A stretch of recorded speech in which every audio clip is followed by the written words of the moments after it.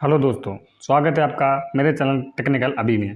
दोस्तों, आज के इस वीडियो में मैं बात करूंगा कि जो आपका टेक्नीशियन के जो अभी एग्ज़ाम हुए हैं, टेक्नीशियन भर्ती जो चल रही है, उसमें नॉर्मलाइजेशन का बेस क्या होगा। क्योंकि बहुत सारे छात्रों के मन में ऐसा क्वेश्चन हो सकता है कि हम तो ITI किए हैं, हमारे साथ चाहे आप इलेक्ट्रीशियन हो, फिटर हो या वेल्डर या बहुत सारी ट्रेड हैं जो ITI की हैं। आप लोगों ने ITI किया है, आप शायद PCM वाले ने पेपर दिया है, तो ऑब्वियसली आपको पता है कि सभी जितने भी PCM वाले हैं, ज़्यादातर PCM वाले कैंडिडेट्स हैं, उनके नंबर तो हाई फाई हैं या ज़्यादा नंबर हैं।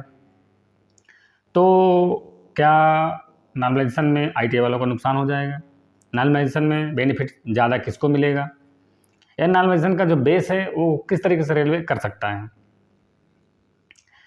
क्योंकि पेपर सेम हुआ है, नॉर्मलाइजेशन का बेस रेलवे कैसे लेके चलेगा कि आप PCM को अलग करके बनाएगा या ITI को अलग करके बनाएगा या दोनों को एक साथ नॉर्मलाइजेशन कर सकता है, या नॉर्मलाइजेशन का बेस क्या होता है। तो जो लोग 2018 में या अभी 19 वाले में ग्रुप डी में जो लोग एग्ज़ाम दिए होंगे, नॉर्मलाइजेशन हुआ होगा, तो शायद उनको काफ़ी हद तक इस बारे में मालूम भी होगा। लेकिन जो नए कैंडिडेट्स हैं, हो सकता है उनको ना मालूम हो, तो इसलिए थोड़ा इस बात को लेकर आज चर्चा करना ज़रूरी है। क्योंकि बहुत सारे लोगों के मन में डाउट आता है या डाउट हो सकता है कि PCM और ITI का एक साथ नॉर्मलाइजेशन करने से किसको फ़ायदा होगा, किसको नुकसान होगा, क्या दोनों का अलग अलग नॉर्मलाइजेशन होगा या दोनों का साथ में होगा। इन सब चीज़ों पर आज मैं बात करूँगा। सबसे पहले दोस्तों, अगर आप फर्स्ट टाइम मेरे चैनल विजिट कर रहे हैं तो मेरे चैनल को सब्सक्राइब जरूर कर लीजिए, वीडियो को शेयर कर दिया करिए और लाइक कर लीजिए। चलिए दोस्तों, बात करते हैं।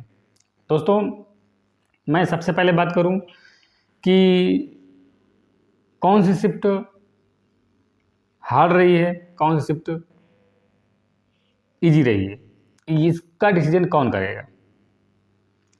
जैसे अभी आप सब लोग देख रहे होंगे, बहुत सारे आपके सामने बहुत सारे वीडियोज, बहुत सारे टीचर्स हैं जो एक एक्सपेक्टेड कट ऑफ बताते हैं, जैसे मैंने भी बताया आपको।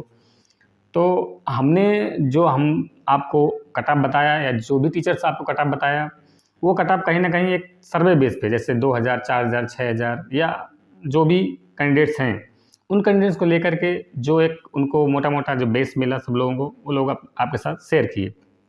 तो क्या रेलवे में इतने ही कैंडिडेट्स एग्ज़ाम दिए होंगे? अगर ज़्यादा कैंडिडेट एग्ज़ाम दिए हैं तो उस पर नॉर्मलाइजेशन कैसे होगा? क्योंकि जितना जो डाटा अभी तक मिल रहा है या जो डाटा आपके सामने आया है, वो ज़्यादातर जिन कैंडिडेट्स के मार्क्स हाई मार्क्स हैं, यानी ऐसे कैंडिडेट्स जो 65 या 60 प्लस वाले हैं, ज़्यादातर वही कैंडिडेट आपको देखने को मिल रहे होंगे। हर जगह किसी भी चैनल पे आप देखिए, हर जगह आपको वही कैंडिडेट मिलेंगे देखने को जो 60 प्लस होंगे या 65 प्लस होंगे। उससे जो नीचे वाले हैं वो शायद है कि कहीं एक दो लोग देखने को मिले होंगे। तो इसमें कितने ज़्यादा कैंडिडेट्स हैं या ऐसे कितने कैंडिडेट्स हैं हो सकते हैं कि जो 60 प्लस हैं या जो 60 से नीचे हैं। दोस्तों, इसका डिसीजन ना तो आप ले सकते हैं ना कोई ले सकता है। इसका डिसीजन तो रेलवे बोर्ड लेगा या RRB लेगा, या जो भी कंपनी आपका एग्ज़ाम लिए, जैसे TCS आपका एग्ज़ाम लिया है, अब वो नॉर्मलाइजेशन करेगा, नॉर्मलाइजेशन करके आपको जो डाटा है वो प्रोवाइड करवाएगा। दोस्तों, नॉर्मलाइजेशन में की बात में अगर अब हम बात कर रहे हैं तो सबसे पहले बता दूं कि नॉर्मलाइजेशन में PCM और ITI को कभी भी अलग करके नहीं बनाता और ना ही अलग करके इसमें नॉर्मलाइजेशन होगा। नॉर्मलाइजेशन जो भी होगा दोस्तों, आपकी शिफ्ट और आपके डेट को लेकर ही नॉर्मलाइजेशन होगा। कितनी शिफ्टों में पेपर हुआ है, किस किस डेट को पेपर हुआ है, किस डेट का एवरेज कम है, किस डेट का एवरेज ज़्यादा है, ये सब चीज़ें डिसाइड करेगा रेलवे या TCS। जिस शिफ्ट का एवरेज कम होगा उसको ज़्यादा बेनिफिट मिलेगा, जिसका एवरेज ज़्यादा आएगा उसको कम बेनिफिट मिलेगा। उसमें आप ITI से हैं, आप PCM से हैं, इसका कोई भी इफ़ेक्ट नहीं पड़ेगा। क्योंकि जो PCM वाले हैं उनका तो ऑलरेडी हाई नंबर है, जो ITI वाले हैं उनका लो नंबर है। तो ये जो अभी आंकड़ा जो आप देख रहे हैं ना हाई लो का, ये कुछ ही कैंडिडेट्स में है। जैसे मैं बताया ना आपको, ये 4-6 हज़ार कैंडिडेट्स में ही आंकड़ा देखने को मिलता है। तो ऐसे बहुत सारे कैंडिडेट्स होंगे ITI से जुड़े हुए, ऐसे बहुत सारे कैंडिडेट्स होंगे जिनका आंकड़ा 60 से नीचे भी होगा, यानी जिनके मार्क्स 60 से नीचे होंगे या 50 से नीचे होंगे। ऐसे बहुत सारे कैंडिडेट्स होंगे, क्योंकि आपको पता है कि कितने सारे लोग ने फार्म अप्लाई किया है। लगभग 15-16 लाख के आसपास कैंडिडेट्स हैं जिन्होंने फार्म अप्लाई कर रखा है। सोचिए, जब इतना बड़ा डाटा का जब नॉमिनेशन होगा तो ये तो निश्चित है कि जो नॉमिनेशन मार्क्स है वो इंक्रीज करेगा और जो एवरेज है वो भी उसी बेस पर बढ़ेगा। उसमें पीसीएम का इतना नंबर से उसका कोई भी रोल नहीं रहेगा, उतना ज़्यादा इफेक्ट उससे नहीं पड़ेगा। और ये हर बार ऐसे ही होता है, क्योंकि दोस्तों आपका एक डेट पर एक सेम शिफ्ट पर पीसीएम का पेपर, आईटीआई का पेपर, सारे लोगों का पेपर सेम था। ऐसा तो है नहीं कि पीसीएम का पेपर अलग रहा हो, आपका पेपर अलग रहा हो, सभी के लिए पेपर सेम था। इसमें कोई भी अगर इसमें टेक्निकल पार्ट कोई होता तो हो सकता था कि वो पीसीएम का अलग से नॉमिनेशन करता, लेकिन इसमें टेक्निकल पार्ट नहीं था, केवल एक ही पेपर था, एक ही पार्ट का पेपर था।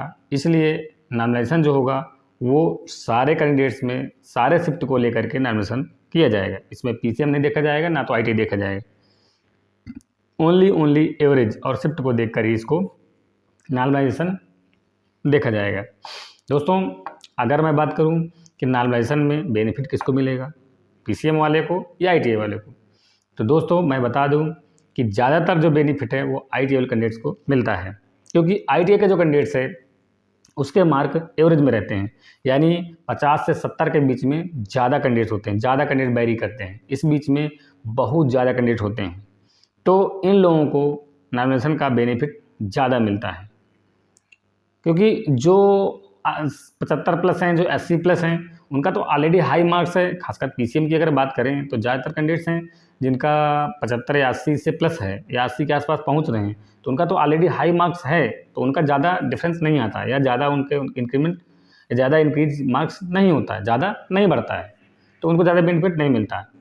नॉमिनेशन में हर हमेशा जो आईटीआई कैंडिडेट्स है उसको ज़्यादा बेनिफिट मिलता है, क्योंकि टिफ जो शिफ्ट है वो टफ है, उसका एवरेज कम है, तो उसमें बेनिफिट आईटीआई वाले को मिलता है। जैसे मैं अगर एग्जांपल के लिए बात करूं कि अगर आपकी शिफ्ट में 10 लोग हैं, जैसे 10 मेंबर आपकी शिफ्ट में हैं, अगर 2 मेंबर्स के मार्क्स 80 हो ही जाते हैं, लेकिन बाकी जो 8 मेंबर हैं उनके मार्क्स सभी के 60 से नीचे हैं, तो जो बेनिफिट जो एवरेज है वो ऑलरेडी नीचे आ जाएगा, तो उसका बेनिफिट आईटीआई वालों को मिलना ही मिलना है। जितने भी आईटीआई वाले हैं वो लोगों को बेनिफिट ज़्यादा मिलेगा, क्योंकि आपके फार्म ज़्यादा हैं, कैंडिडेट ज़्यादा हैं। एक चीज़ ध्यान रखिए, बहुत सारे कैंडिडेट्स हैं, बहुत सारे ऐसे लोग हैं जो परेशान होते हैं कि हमारा जो कट ऑफ है वो 60 से नीचे है, तो क्या हमारा सिलेक्शन नहीं होगा। तो ऐसा कुछ नहीं है, ना तो इसके बारे में मैं आपको बता सकता हूँ, ना तो कोई बता सकता है। हाँ, अगर आपका बहुत एवरेज कम है, जैसे 40-45 के आसपास है, तो हो सकता है कि आप बाहर हो जाएं, आपको का जो डीबी के लिए बुलावा ना आए। लेकिन अगर आप एवरेज मार्क्स हैं, जैसे आप 50 प्लस 55 प्लस 60 के आसपास हैं, तो क्योंकि मैं बताया ना कि ज़्यादातर कैंडिडेट्स 50 से 70 के बीच में ज़्यादा कैंडिडेट देखने को मिलेंगे, यहीं पर ज़्यादा मिलते हैं, खास करके 60 और 70, 60, 70, 55 से लेकर 70 तक, इस बीच में जो 10 नंबर के मार्क्स हैं, इस बीच में बहुत कैंडिडेट मिलते हैं, और यहीं से ही ज़्यादातर वैकेंसियाँ फिलअप हो जाती हैं। तो अगर आपका मार्क्स 60 से नीचे है तो आप परेशान मत होइए, आपको भी चांस मिल सकता है। ये डिसाइड करेगा आपकी शिफ्ट पर, इसमें ना तो आप कुछ कर सकते हैं ना कोई कुछ कर सकता है। हाँ, आपने एग्ज़ाम दिया है, आपने मेहनत की, आप अपने हिसाब से भरसक कोशिश की है, आपने पेपर अच्छा किया है, आप थोड़ा सब्र और करिए। जैसे ही आपका नॉर्मलाइज मार्क्स आएगा आपको मालूम चल जाएगा।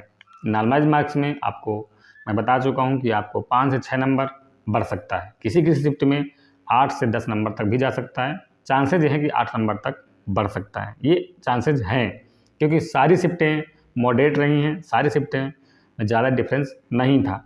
हाँ, थोड़ा बहुत डिफरेंस था, इतना ज़्यादा नहीं था कि आपका 10 से 15 नंबर तक बढ़ जाए, लेकिन 8 नंबर तक बढ़ सकता है, किसी किसी शिफ्ट में 10 नंबर तक भी जा सकता है, इसमें कोई दिक्कत नहीं है, इतना चांसेज हैं। पर ज़्यादातर जो मार्क्स बढ़ेगा वो 5 से 6 मार्क्स ही बढ़ेगा ज़्यादातर। किसी किसी शिफ्ट का, किसी किसी कैंडिडेट का 8 से 10 मार्क्स बढ़ेगा नहीं, ज़्यादातर कैंडिडेट्स का 6 मार्क्स तक बढ़ने के चांसेस होंगे इस बार, क्योंकि इस बार थोड़ा रूल अलग है। तो हर बार सिर्फ जो नॉर्मलाइजेशन का रूल है थोड़ा चेंज रहता है। 2018 में अलग था, 2018 की अगर मैं बात करूँ तो 2018 में तो किसी किसी कैंडिडेट का 20-20 मार्क्स बढ़ा है, बहुत सारे कैंडिडेट्स हैं जिनका 20-20 मार्क्स बढ़ा है, तो वो अलग की बात थी, वो उस टाइम की बात थी। अभी नॉमिनेशन का प्रोसेस अलग है, उसका मेथड अलग है, तो ये सब चीज़ें डिसाइड करेंगे कि आपका मार्क्स कितना बढ़ता है। तो जितने भी ITI कैंडिडेट्स हैं, आप लोग परेशान मत होइए। अगर आपने एवरेज मार्क्स किया है, अगर आप 50-55 के आसपास भी जा रहे हैं और आपकी थोड़ी सी भी वैकेंसी ठीक ठाक है जिस भी जोन से आपने अप्लाई किया है, तो आप आशा कर सकते हैं। ऐसा नहीं है कि आप बिल्कुल बाहर हो गए। जब तक नॉर्मलाइज मार्क्स नहीं आते तब तक आप आशा मत छोड़िए, आप लोग लगे रहिए और हो सकता है नॉर्मलाइज मार्क्स में आपके मार्क्स बढ़ जाएँ और आपको DB के लिए बुलावा आ जाए। क्योंकि दोस्तों इसमें इस बार कोई दूसरा पेपर नहीं है। हाँ, अगर इसमें पार्ट 2 टेक्निकल पार्ट होता तो ये निश्चित था कि इसमें सबसे ज़्यादा बेनिफिट, पूरा बेनिफिट ITA वालों को मिल जाता, क्योंकि टेक्निकल पार्ट में ITA वाले ही ज़्यादा पास होते हैं, वो PCM वाले कैंडिडेट्स बहुत कम ही पास होते हैं। लेकिन ये इसमें ऐसा कुछ है नहीं, टेक्निकल पार्ट कुछ ऐसा है नहीं, तो PCM वाले कैंडिडेट भी काफ़ी कुछ पास होके आएंगे, तो थोड़ा बहुत उसका असर पड़ेगा, लेकिन इतना भी नहीं पड़ेगा कि आप जो ITA वाले कैंडिडेट्स हैं वो सब बाहर हो जाएँ, ऐसा कुछ भी नहीं है। तो नॉर्मलाइज मार्क्स आने दीजिए, उसके बाद आप डिसाइड करिए कि आपको करना क्या है। बशर्ते आप अपनी प्रिपरेशन अगर कर रहे हैं तो करते रहिए, क्योंकि ग्रुप डी की वैकेंसी भी आने वाली है। आप सब लोगों को पता है कि इसी महीने के लास्ट तक ग्रुप डी वैकेंसी आपको देखने को मिलेगा, इसलिए आप अपनी प्रिपरेशन करते रहिए। अगर आपका टेक्नीशियन में हो जाता है तो बहुत अच्छी बात है, लेकिन नहीं होता तो जिन कैंडिडेट्स का किसी कारण से रह जाता है तो नेक्स्ट वैकेंसी आपकी आती है, आप अपना प्रिपरेशन रखते रहेंगे, करते रहेंगे, तो निश्चित तौर पर आने वाले दिनों में आपको जॉब लग जाएगी। दोस्तों, जितने भी कैंडिडेट्स हैं, आप नॉर्मलाइजेशन को लेके परेशान मत होइए और ये मत सोचिए कि हमारा हो पाएगा नहीं हो पाएगा। मैं फिर से बता दूं, अगर आप ITI से बिलोंग करते हैं और अगर 60 के आसपास आपका है, मैं पिछले बता चुका हूं आपका कि आप 70 के आसपास हैं, 65 के आसपास हैं, 60 के आसपास हैं, तो आप आशा कर सकते हैं। अगर आप 70 से प्लस हैं, 75 प्लस हैं, तो आप 100% आपके चांस हैं, उसमें ज़्यादा आपको परेशान होने की जरूरत नहीं है। आप अपने डॉक्यूमेंट्स कंप्लीट करिए, आप आगे आपकी अपनी प्रक्रिया आप स्टार्ट कर सकते हैं। लेकिन जिनका 60 के आसपास है या 60 से थोड़ा बहुत नीचे है, उनको नॉमिनेशन मार्क्स या रिजल्ट आने तक वेट करना चाहिए। उसके बाद ही डिसाइड हो पाएगा कि आप DB के लिए जाएंगे कि आप फिर से प्रिपरेशन करना स्टार्ट करते हैं या प्रिपरेशन कर रहे हैं नेक्स्ट वैकेंसी के लिए। तो दोस्तों, नॉमिनेशन संबंधित आशा करता हूँ आपको जो भी डाउट रहा होगा वो क्लियर हो जाएगा। और हाँ, ये चीज़ ध्यान रखिए, नॉमिनेशन में कभी भी ITI को ट्रेड वाइज अलग करके या PCM को अलग करके नॉमिनेशन नहीं होता। नॉमिनेशन प्रक्रिया शिफ्ट और डे का जो एवरेज है उसी बेस पर नॉमिनेशन प्रक्रिया होती है।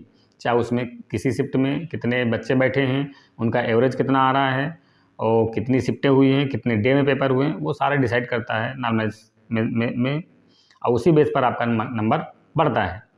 तो इस चीज़ को ध्यान रखिए। आप ये मत सोचिए कि हमने तो पेपर अच्छा किया है, हमारा नंबर नहीं बढ़ेगा, तो ऐसा कुछ भी नहीं है, नंबर सबका बढ़ता है। हाँ, कि कोई शिफ्ट बहुत ईजी हो जाए तो हो सकता है किसी का मार्क्स ना बढ़े, किसी का कोई एक आध कैंडिडेट ऐसा हो सकता है जिसका 1 या 2 मार्क्स कट भी जाए, कोई ऐसा, ज़्यादातर चांसेस होता है कि आपका मार्क्स बढ़ता ही बढ़ता है।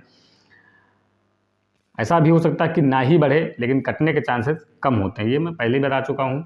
कोई एक आध कैंडिडेट ऐसा, अगर मान लो इतने लाख कैंडिडेट्स हैं, उनमें कोई एक आध कैंडिडेट्स का कहीं 1-2 नंबर कम भी हो गया, तो वो तो शिफ्ट के ऊपर डिपेंड करता है, आपके एवरेज पर डिपेंड करता है, उसमें कुछ नहीं कोई कर सकता। तो चांसेस ये हैं, सबसे ज़्यादा चांसेस रहता है ITA वालों का, उन्हीं का एवरेज थोड़ा कम रहता है, उनका जो नॉमिनेशन मार्क्स है उनका ज़्यादा बढ़ता है, उनको ज़्यादा बेनिफिट मिलता है। इस चीज़ को ध्यान रखिए दोस्तों। और इसमें जो ITA की हैं वो पोस्टें भी ज़्यादा रहती है, PCM की पोस्टें थोड़ी पोस्टें होती है, केवल एक ही पोस्ट होती है SNT की, उसी के लिए सारे PCM वाले कैंडिडेट्स लड़ते हैं, इसीलिए वहाँ उसकी जो मेरिट है वो बहुत ज़्यादा जाती है। इस बार तो वैकेंसी और कम है, उसकी मेरिट और भी ज़्यादा जाएगी। तो इस चीज़ से आप PCM वाले हैं तो ठीक है, वो लोग देख लेंगे, लेकिन जो ITA वाले हैं वो लोग परेशान मत होइए। आप लोग अपनी निराशा मत लाइए अपने अंदर कि हमारा तो 60 से नीचे मार्क्स है तो हमारा नहीं हो सकता। ऐसा अभी कोई डिसाइड नहीं कर सकता, ना ऐसा कोई कह सकता है। हाँ, 40 से नीचे हैं, 45 हैं, तो हो सकता है कि आप उस दायरे से बाहर चले जाएँ, लेकिन अगर 60 के आसपास आपका आंकड़ा जा रहा है तो आप थोड़ा सा इंतज़ार करिए नॉमिनेशन का। नॉमिनेशन के बाद जो फाइनल रिजल्ट आएगा उसमें आपको डिसाइड हो जाएगा कि आपको करना क्या है। दोस्तों, आशा करता हूँ आपको वीडियो पसंद आएगा।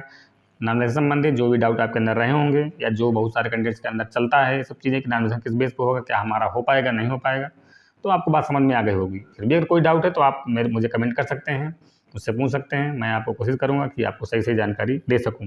दोस्तों, मैं आपका अपना नेक्स्ट वीडियो बहुत जल्द कल लेके आऊँगा। बहुत जल्द आपको कल देखने को मिलेगा वीडियो, जो आपके डीबी संबंधित होगा। डीबी में आपको क्या-क्या डॉक्यूमेंट्स लेके जाना है, आपको क्या-क्या डॉक्यूमेंट्स आपके लिए होना चाहिए, कितना सेट में होना चाहिए, ये सब चीज़ों के बारे में डिस्कशन थोड़ा करूँगा। तो आप वो वीडियो ज़रूर वॉच करिएगा, कल वीडियो आपको देखने को मिलेगा।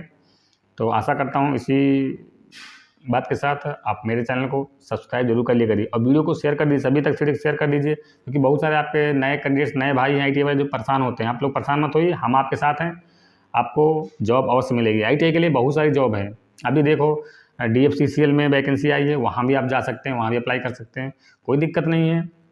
आपको जॉब करनी है, आपके लिए बहुत सारे चांस है। आईटीआई के लिए बहुत सारे चांस मिलते हैं, बहुत ज़्यादा जगह मिलती हैं, बहुत सारे क्षेत्र आते हैं। आप सिर्फ एक क्षेत्र को मत पकड़ के बैठिए। जो लोग प्रिपरेशन कर रहे हैं, मैं उन सभी को कह रहा हूँ कि आप लोग सिर्फ और सिर्फ रेलवे को मत पकड़ के रखिए। अगर आपने आईटीआई अच्छी तरह से कर रखी है तो आपके लिए बहुत सारे क्षेत्र आते हैं। भेल आता है, गेल आता है, ओएनजीसी आता है, डीआरडीओ आता है, बहुत सारे क्षेत्र ऐसे आते हैं जहाँ पर आप जा सकते हैं और अच्छा खासा अपना वहाँ पर प्लेसमेंट ले सकते हैं। तो उसमें कोई दिक्कत आपको नहीं होती है। जैसे बहुत सारे कैंडिडेट पूछते हैं अप्रेंटिसशिप के बारे में, तो अगर अप्रेंटिसशिप अगर आप भेल से करते हैं, अगर आपका भेल से अप्रेंटिसशिप होता है या डीआरडीओ से अप्रेंटिसशिप होता है, तो आपके लिए बहुत अच्छा चांस होता है। तो अप्रेंटिसशिप इतना बुरा भी नहीं है। जो लोग अप्रेंटिसशिप करने के इच्छुक हैं, अगर उनका भेल में अप्रेंटिसशिप हो जाता है तो आप 100% वहाँ पर अप्रेंटिसशिप कर सकते हैं, उसमें कोई दिक्कत नहीं होती। उसमें कर लेंगे तो आपको वहीं पर परमानेंट जॉब मिल भी जाता है। भेल में ऐसा रूल चलता रहता है, ऐसा होता है। तो उस चीज़ के लिए आप परेशान मत होइए और जो भी आपकी प्रॉब्लम्स हैं, हम आपके साथ हैं। आप हमें कमेंट करके बताइए, हम आपको जो भी हमसे सही डायरेक्शन दिशा हो पाएगी आपको बताएँगे। तो इस चीज़ को ध्यान रखिए। मेरा नेक्स्ट वीडियो आपको कल मिलेगा डीवी संबंधित। आपको डीवी में क्या-क्या लेके जाना है, उस सब चीज़ के बारे में ज़रूर जान लीजिए और अपने सारे डॉक्यूमेंट्स कंप्लीट कर लीजिए। मिलते हैं अगले वीडियो में अगले टॉपिक के साथ। तब तक के लिए जय हिंद।